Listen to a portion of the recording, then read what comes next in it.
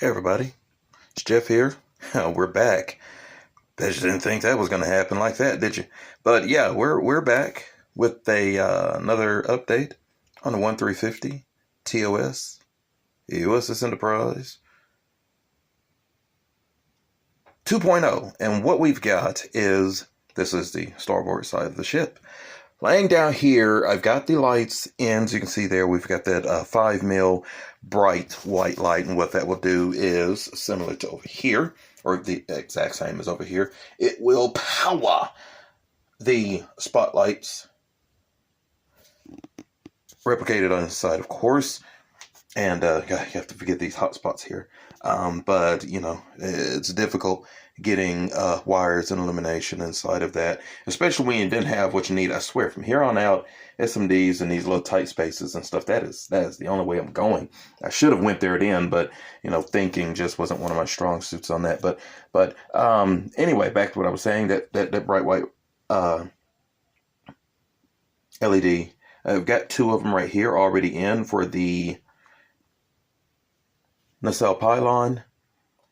Just have to get the one right here for this pennant, and then the two for the dorsal, same as over here, so you can see there, and the pennant light there, because it all looks super cool.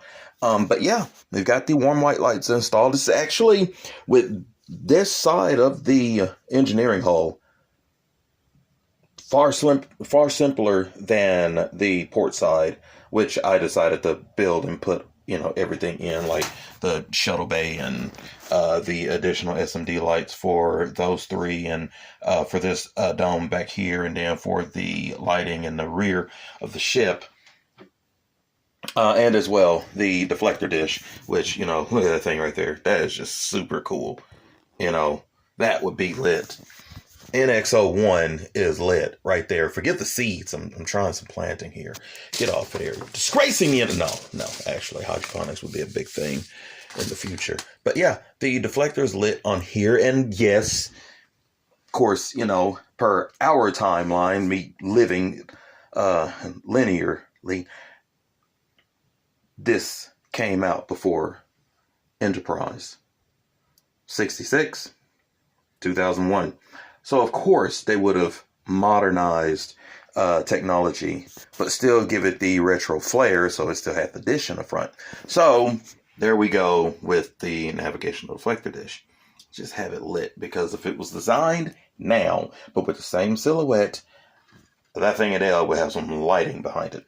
So anyway, though, this is just a brief look at what has gone on so far, and we're going to flip this over here. I've got a little white piece of paper up underneath there, just to, you know, kind of help bounce that light. Of course, once it's all together, all the lighting will bounce itself around there. Still kind of an open cavity, and warm white lighting does not really spread like cool whites or, you know, bright whites, as I'm finding. But here we go. But over here, I only have the two. But over here, and that lighting is still showing, and there's nothing on the other side right there to, you know, bounce that light back. But I only have two lights over here. Add it with the 3 or 4 that I have inside of there, and it's going to be, you know, well enough. So, you know, we've got those two right there. We've got that one right there filed down quite nicely for lighting up these windows right here on the other side of the shuttle bay, which, of course, they're still not just going to be the best lit because of where they are. And, of course, like I said, SMDs will be my friend from here on out. I'm going to start ordering those on my next paycheck. You know, because prices of everything is just atrocious right now. So, but that's where we're at. It's just wired up right about now. The next phase of this side will be the fiber optics and getting them folded. Well, getting these two folded where they go, and getting the holes drilled so that I can shove these things, shove the fiber optics down through there. Because like I said, this is a rather kind of, you know, stiff-like, it's a rather stiff-like fiber optic that I'm using. I can't even remember why I originally bought that in that side, but it's working perfectly for this. I know I didn't get it for this, but it's working perfectly for this. So, that'd be the next step. This one is going to have to horseshoe fold back around on itself. Let's see if I can spin this around. This is a big base on this model that we have going on. So I'm going to stick that back there. And let's see here. Yeah, there we go. And you saw this in the previous vid, just how much bending went into that. So yeah, folding those around so that they come into the 5mm LED right there, dangling down there. I have it back in position, the back of the model, same as over here. And you get the one for the pennant and also the two on a dorsal right there. And then you have your lighting replicated quite nicely. It's going to be lovely. And like I said, oh, well, actually, on this side, well, we do have 3 lights on this side for lighting in the hole. And yeah, I think it's just going to be super cool. Matter of fact, I'm going to be just a wee bit nosy here, make sure no wires touch each other, but just to see what that might do. Oh, yeah, let's see. Look at that. Look at that. It's catching. It's catching. Get my fat mitten out of the way. Doing this while holding the camera because, of course, I'm a professional at this. But yeah, you look at that, and man, I'm really hoping by end of the week, this is what I'll be looking at. Very possible. And yeah, I am believing in it and stuff. So yeah, we're going to be going for it. We're going to be gunning for it. It's going to look super cool. And I really can't wait, especially with the fiber optic work and everything, and having the whole together and stuff is just be great. And then, with this model, it's actually very easy masking the windows. You know, you watch my previous vid, it's very simple.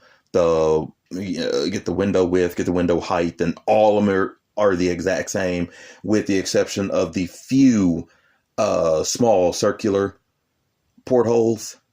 Other than that, yeah, you mask these windows off and then you're on to painting.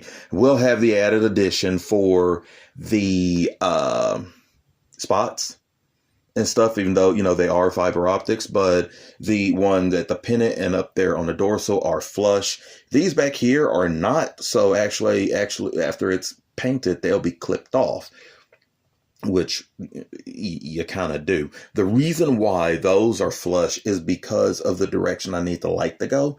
And I can't guaranteedly clip it with my current skill level. I couldn't clip that at the angle in which I would have needed to for the light to shine in the direction I do. So yeah, those right there, easy enough. Light's going to cast up that thing no matter what. Same as on the other side. As you can see, those are extended out as well right there by my fingertip. But yeah, that's what we're looking at. So I will go forth and continue working on this model.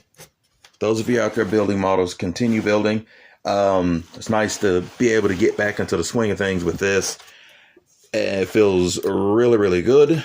And I know you like seeing it, though. You know, those of you won't, I do appreciate it, you know, continuing to follow along here. And I'll be back in the next one. Peace and love to everybody. Be kind to yourself. Be kind to others. Bye for now.